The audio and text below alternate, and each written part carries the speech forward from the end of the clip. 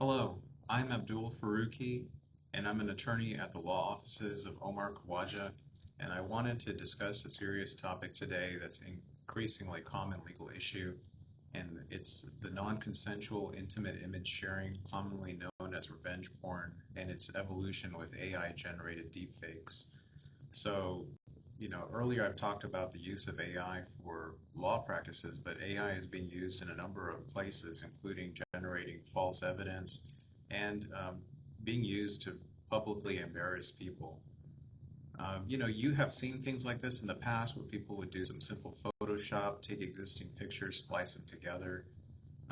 You would see that with public figures and celebrities, but there's been an increasing number of cases now where it used to be people's private images would just be put online or shared.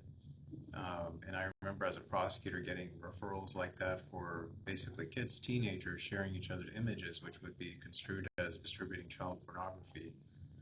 We had cases like that, but now there are basically apps that are openly advertising on marketplaces and placing ads that you can swap anyone's face and put it on some AI generated body that looks, I mean, you can still tell that it's somewhat fake, but the AI is getting better and better, and I think that is absolutely inappropriate, and especially when it's getting distributed out and using people's likeness for this purpose.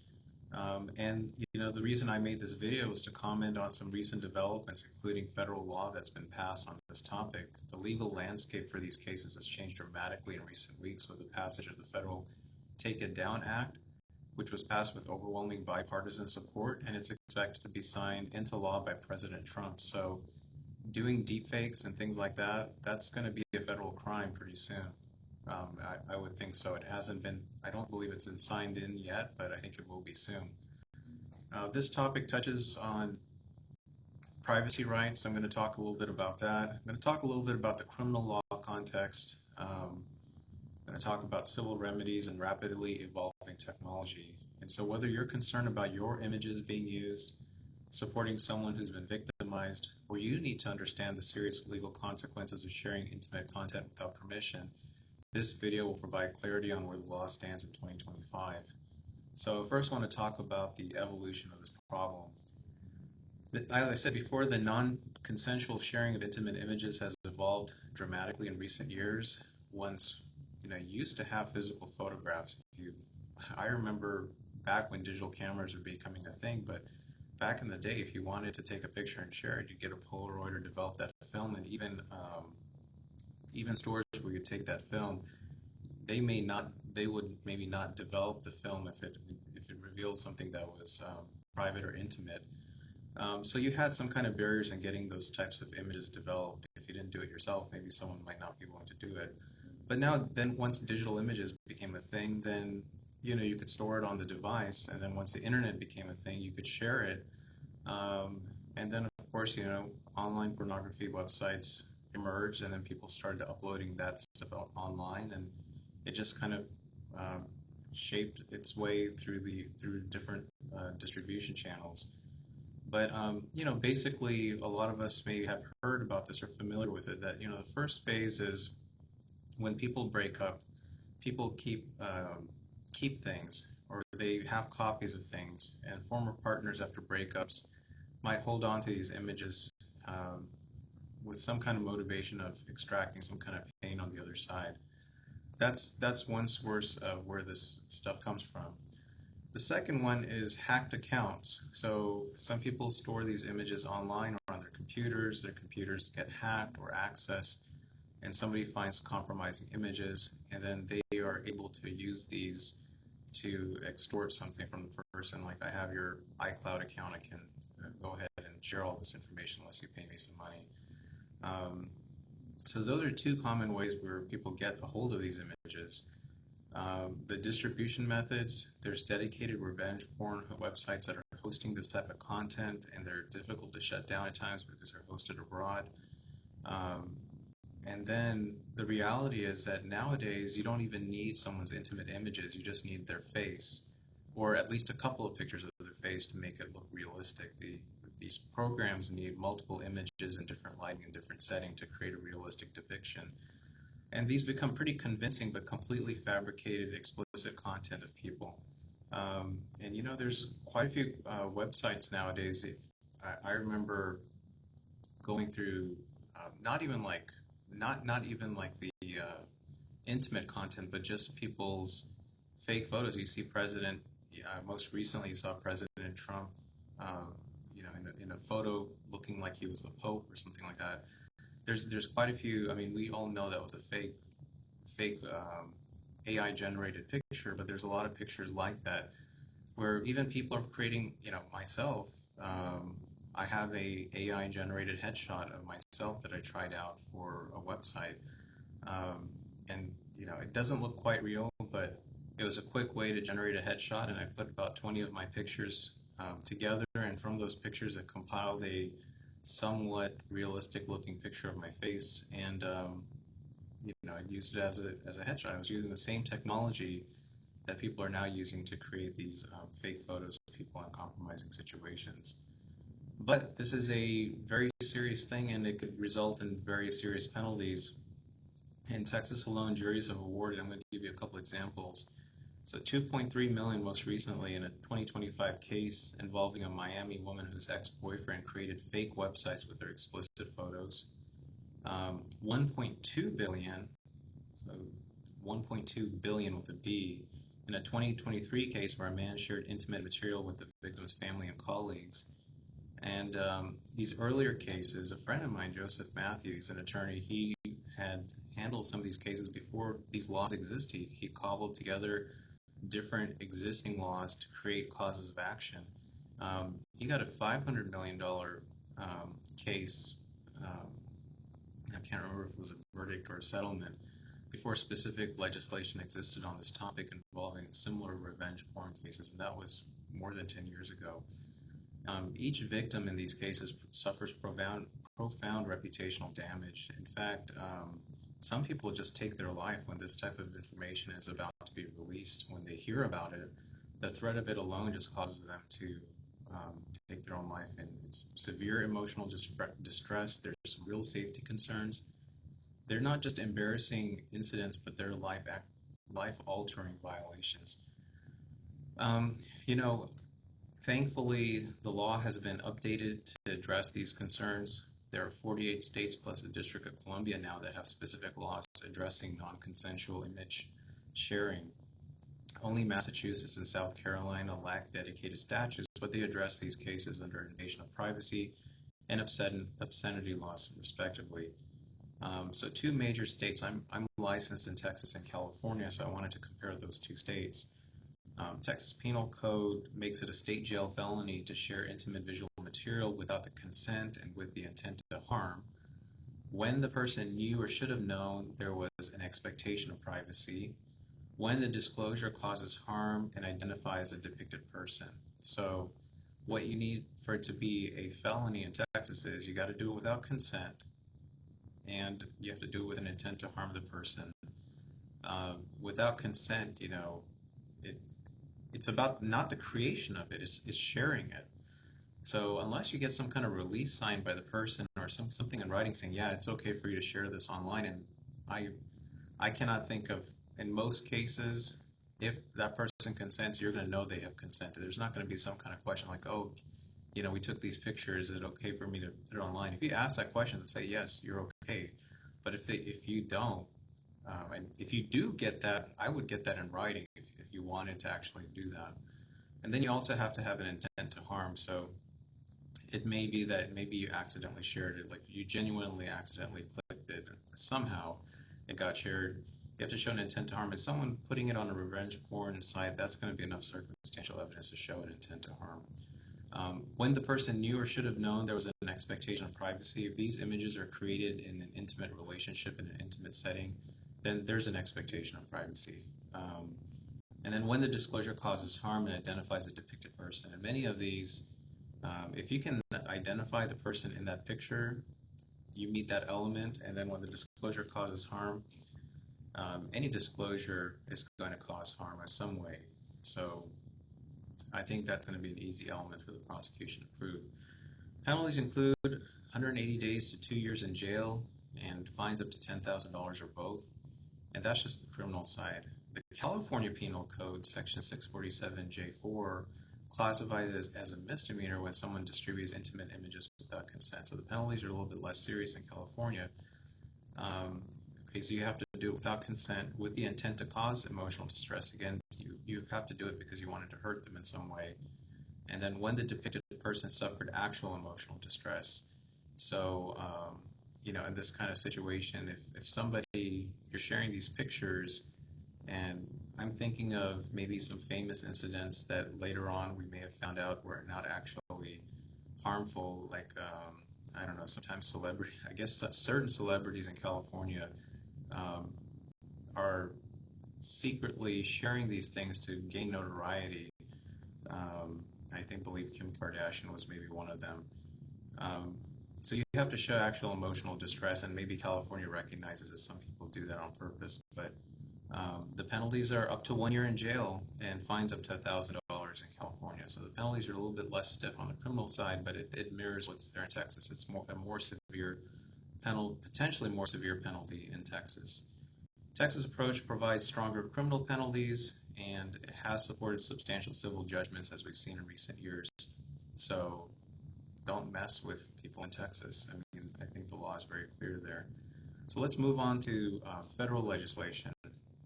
So the Take It Down Act represents a watershed moment in federal protection.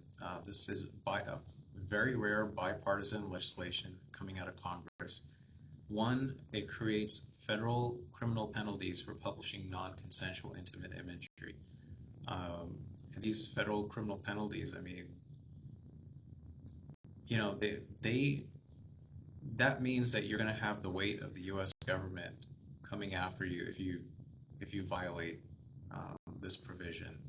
And I used to work as a special assistant U.S. attorney. You have access to some of the best police officers. These are police officers who maybe came from state agencies and went federal, got training, and they're lifers. They do this because they believe in what they're doing. And you have attorneys, some of the best attorneys in the country working in these government agencies, and they're going to put all the resources together to prove these cases. And this really strengthens victims' rights. I think this gives them a lot more power to make this into a federal case.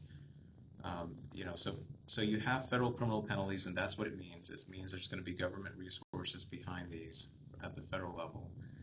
Two, it specifically addresses AI-generated deepfake pornography. So a lot of pornography, not pornography, I'm sorry, but a lot of these distribution of images happen through couples where they're creating content or recording things for themselves.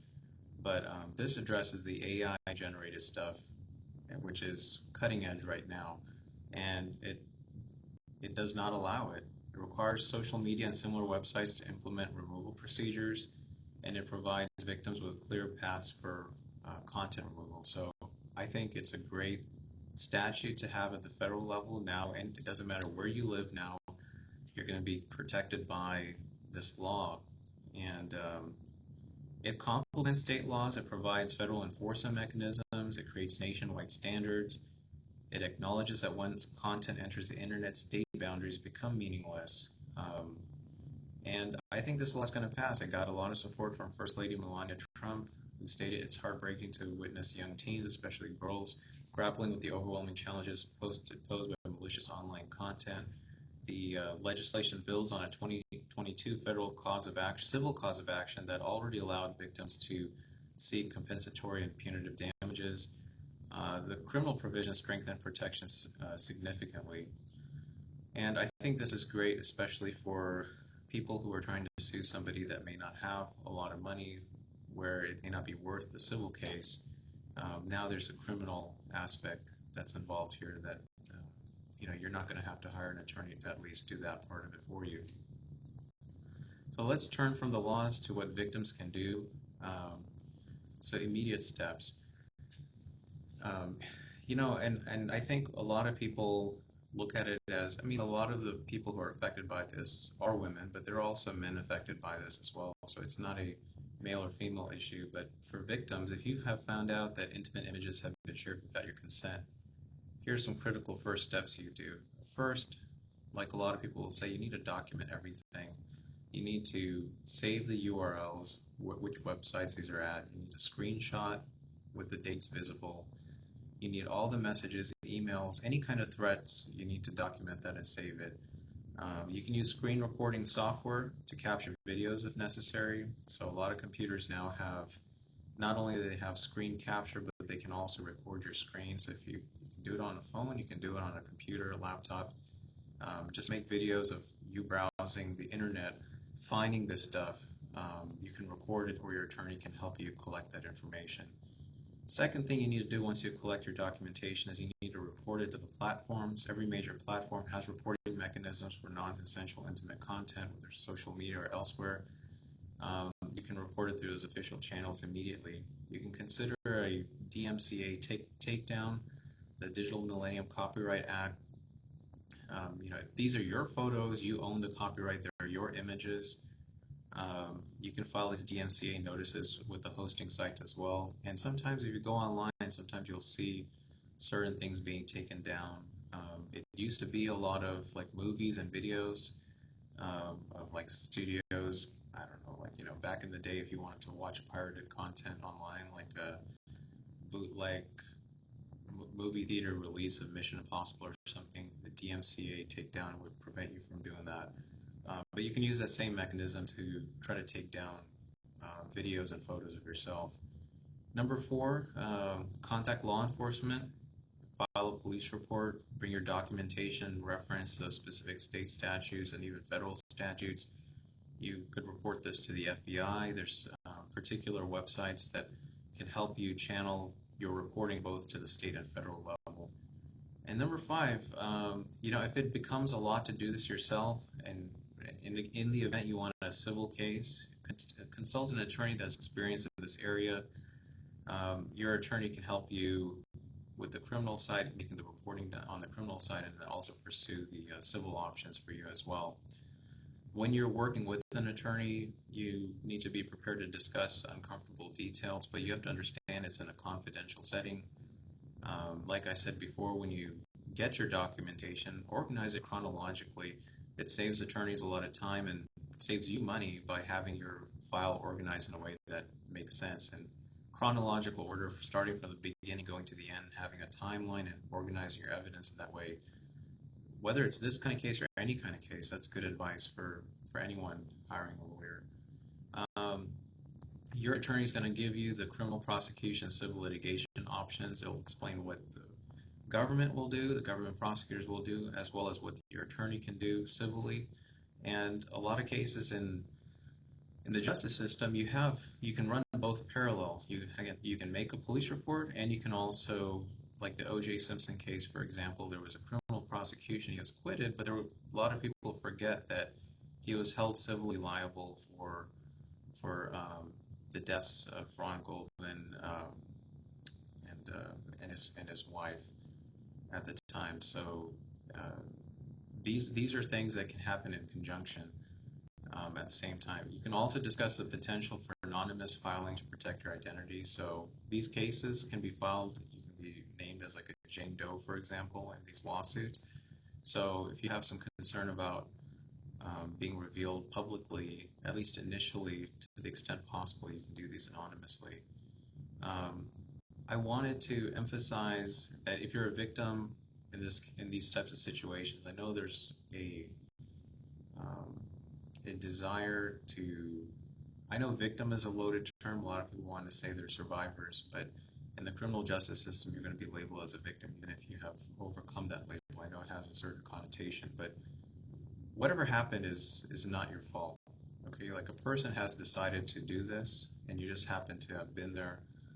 The law recognizes your right to privacy regardless of who created the image or whether you initially consented to the creation. I mean, you could have consented to the creation, but you didn't consent to the distribution of it, and you should not be responsible for what entails after that. So I talked a little bit about this, proving your case. I wanted to talk a little bit more about that. Successfully pursuing these cases requires establishing specific elements. deepfakes.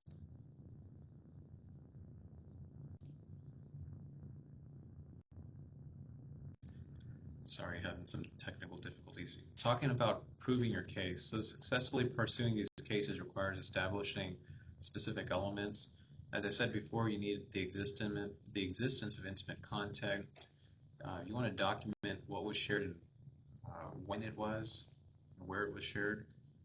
You want to prove up the lack of consent for distribution, evidence that you didn't authorize sharing, such as text messages requesting deletion after the breakup. You might want to find evidence of password hacking. Credit monitoring can help you with this. Maybe your information was found on the dark web. Those types of services can show you didn't consent to the revelation of this material. And you can have a relationship timeline showing when these images were shared, especially if they were shared after your relationship ended. That's going to be more suggestive that the consent would have been withdrawn at that point versus if these images were shared during a relationship. I'm not saying if it happened during a relationship, you're out of luck. I'm just saying the timing of that is also considered. Intent to harm is an element. Some examples of malicious motivation would be threatening messages, like if they have threatened you, saying in the past, like, hey, if you don't give me some money or you don't do this, I'm going to reveal this information. Also external, not external, but other facts like a pattern of harassment or other types of threats, other kind of, many times these things happen in the context of other larger issues, such as domestic violence or other kinds of abuse in the relationship. So the timing of these events and the timing of other relationship events is going to be probative to the motivation of the party that is releasing this information. Another element is reasonable expectation of privacy, and to show that, we talked a little bit about how the evidence of the content that was meant to be private would be the context of the creation. For example, something happening in the privacy of your home, the platform you use to distribute that picture. For example, maybe you sent a text message to just your partner, not other people. That would show that was private messaging versus like you putting this picture on, I don't know, like if you yourself had put this onto one of those websites, then it would be harder to say that, well, obviously, you didn't expect it to be private. And then any security measures that you use, like such as password protecting or trying to, I don't know, if you use Snapchat, hoping that it would be deleted. It was like a one-time view type thing. And then 5, the actual damages. Emotional distress, one of the ways to show that is that, any kind of therapy that you received, it's good to document that. Reputational damage, for example, if you lost opportunities, got fired from your job, or anything like that, that's important to show. And then safety concerns, like for example, if you had to move, change residences, had to upgrade your security because of what happened, that's another type of damage that occurs in this situation. And the strange thing is, like, once this information goes out there, even though the perpetrator that puts that information out there may be leaving you alone, it invites a whole new class of people to get into your life. And it's very unpleasant. And so also that could require you to move and leave and go somewhere else. And that should be documented as well. The consent question often becomes central because courts recognize that consent to create does not equal consent to distribute, and consent can be revoked, and context matters significantly. For AI-generated deepfakes, the proof of focus shifts to evidence that the content is fabricated, proof of who created and distributed it, and documentation of its harmful impact. So, when it comes to deepfakes, one of the challenges is, how do you show who did this? Like, who created this fake photo? Especially if you put your picture online. Let's say I put a picture of, like, my face. Okay, if someone took my face and attached it to another body and started sharing that, I know it's my face. I might recognize when I took that picture by looking at that face, but how do I prove that, a specific person was the one who created the image? I might not be able to prove that, but if they're distributing it, then, that's something. So there's different levels of, having to prove who created it, having to prove who distributed it, and you may have multiple people working together on this, and you can hold multiple people accountable for different stages of production and distribution. Practically speaking, you don't want this stuff online.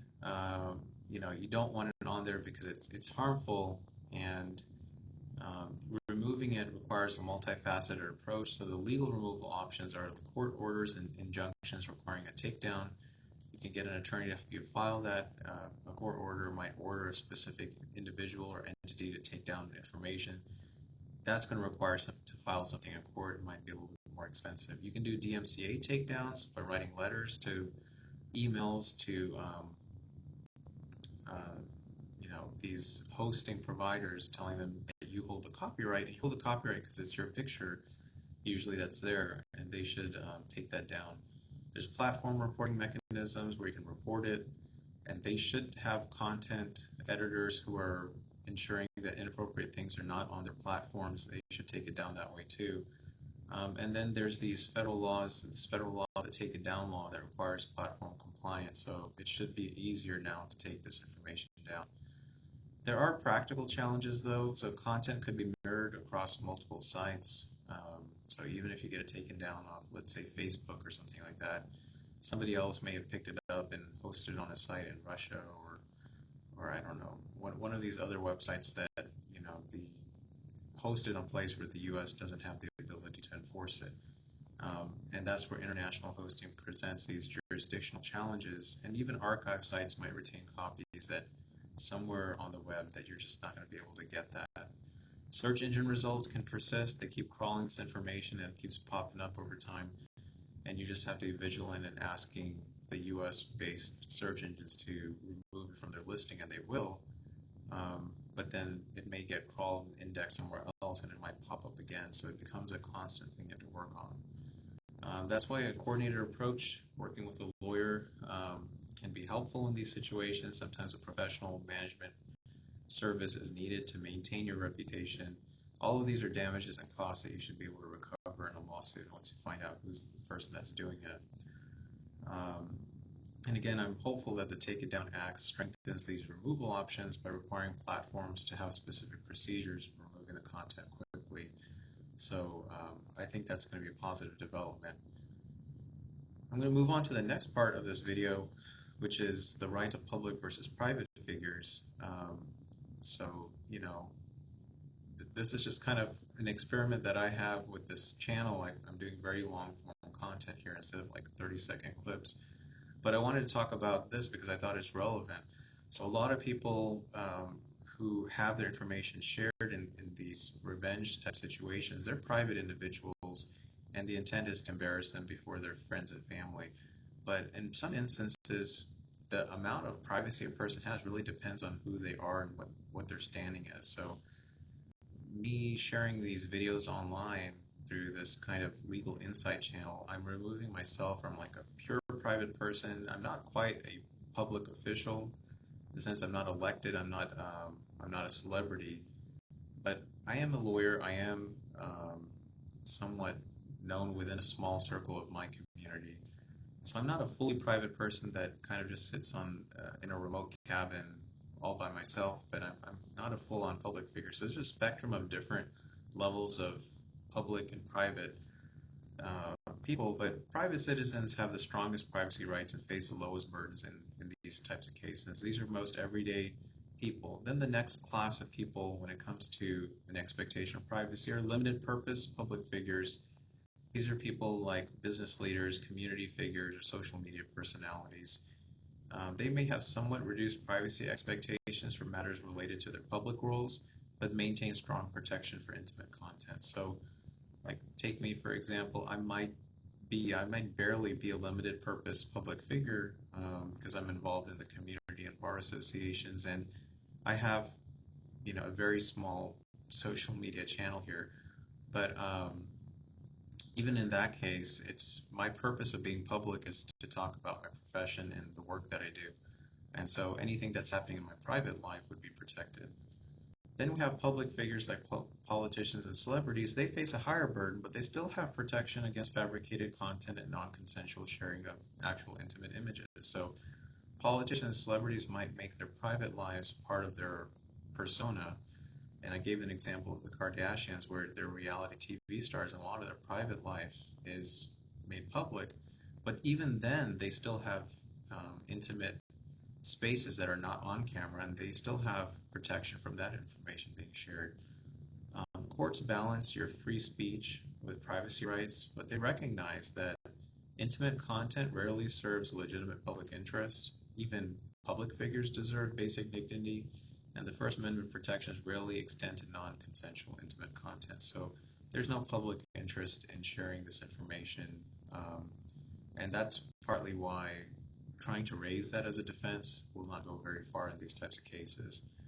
And I'm going to move on to that as my next chapter. Used to be a government prosecutor. Now I do a limited amount of criminal defense, depending on people. I'm board certified in criminal law, and I know sometimes people make mistakes and they need help fixing their lives. This is more of a caution to people who are considering this, because I can understand the temptation. I can appreciate the temptation that when people are upset, when they have a breakup or anything like that, that their minds go to places about where they can harm someone or where they can get some kind of revenge. They feel wronged in some way. But the consequences are very serious and very severe. And if you get caught in the situation where you've done something like this, you're going to need competent legal representation. That's if you've actually done it. And there may be cases where you're actually being blamed for something you didn't do. And I want to focus really on that's really what I want to focus on in this part of the video, is if you actually didn't do it and somebody's saying that you did. So there are going to be some valid defenses here. Nowadays there's a lot of people who create all kinds of content that appears to be intimate content for public consumption. That's basically pornography. There's things like OnlyFans and stuff like that.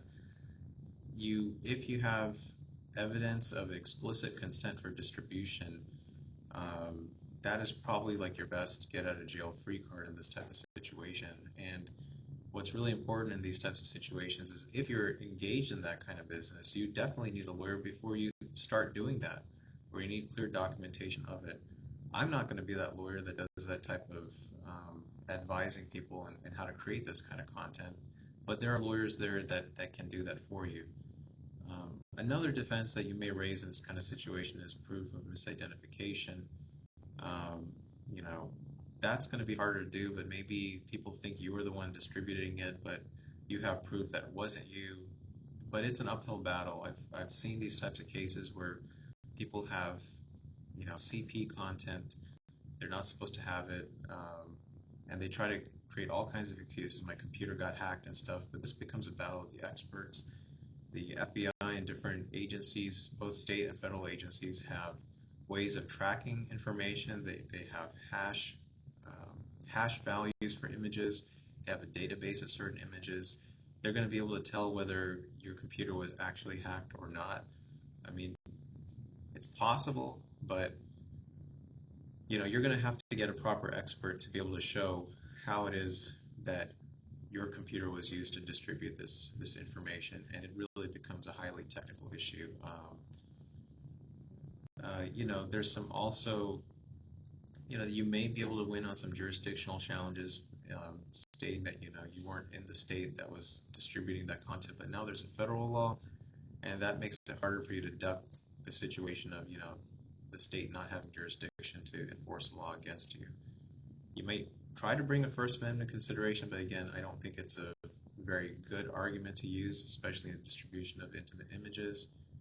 And then perhaps your strongest one would be challenging the elements of intent. If you're being charged with this and it wasn't your intent to actually cause harm, that might be one of your better arguments. But judges and juries are going to be hearing this, and they're going to be looking at the totality of circumstances to see whether you actually just did this. I mean, the only reason you would do this is if it was purely somehow by accident. You click a button you weren't supposed to. Even that's kind of hard to believe. But false accusations do occur. A qualified defense attorney can help establish inconsistencies and timelines. So if somebody is saying that this thing happened at this time but it didn't, they're going to be able to pierce that and figure that out. Sometimes you may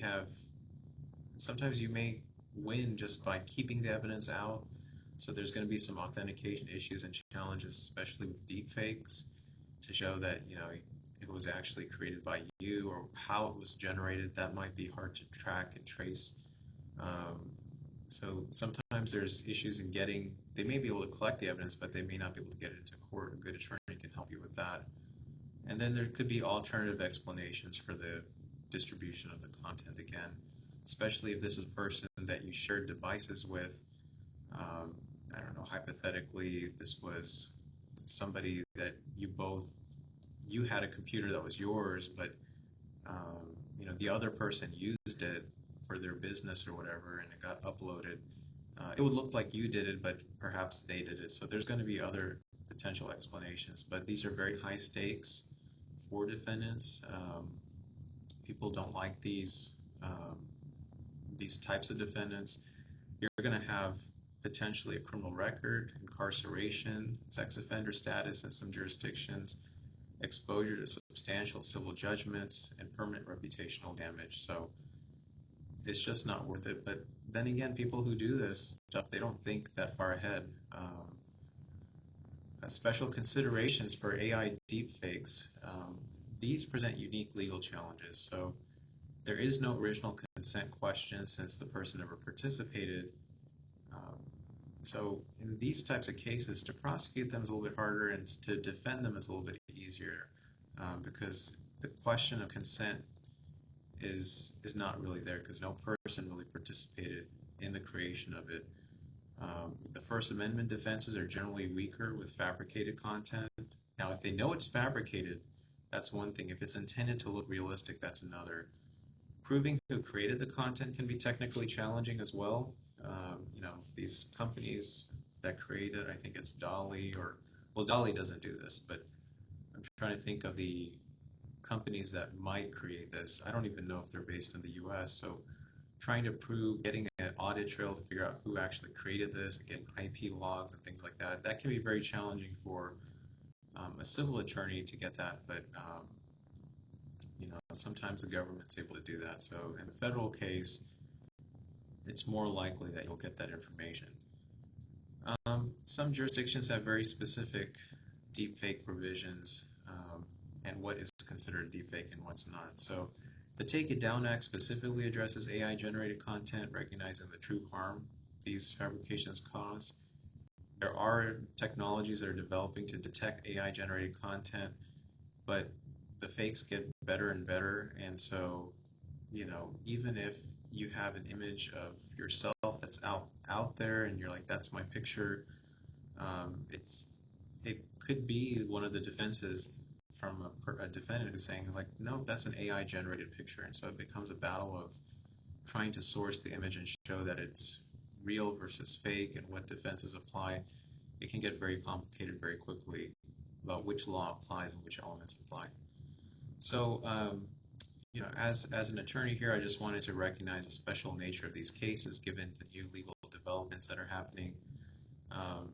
My practice area is specifically, helping people who have been injured, and traditionally that's been people who have been injured in car wrecks, premises cases, plane crashes, things at sea, offshore oil explosions, and anything along those lines. But I also recognize that people do get injured in these types of cases as well. It's more of a reputational mental injury than anything that is observable physically. You can always benefit from people who specifically focus in this area. So I have some experience, actually have 15 years of prosecution experience dealing with not specifically these cases, but investigations and how cases are proven, and I've tried cases. But if you have any questions about this, I can help you assess your situation and turn you to someone who can address the immediate legal needs that you have, connect you with specialized counsel in this field, and help you ensure that you understand all of your available options and remain available as a resource throughout that process. These cases do require attorneys familiar with the latest technological issues, evolving case law, and specialized litigation approaches. And so, if you can't find somebody yourself, I'm happy to try to help you find somebody who can deal with this issue. So in conclusion, the legal landscape surrounding non-consensual intimate image sharing continues to evolve rapidly. The Take It Down Act represents a significant step forward in providing federal protections against both traditional revenge porn and AI-generated deepfakes. If you're dealing with this issue, know that the law recognizes the harm these violations cause. And for those that are concerned about false accusations, you also need quality legal representation so that you don't end up with a charge on your record that wasn't yours to begin with. If you have any questions or need assistance, you can contact me at my office at 281-888-2339. Thank you.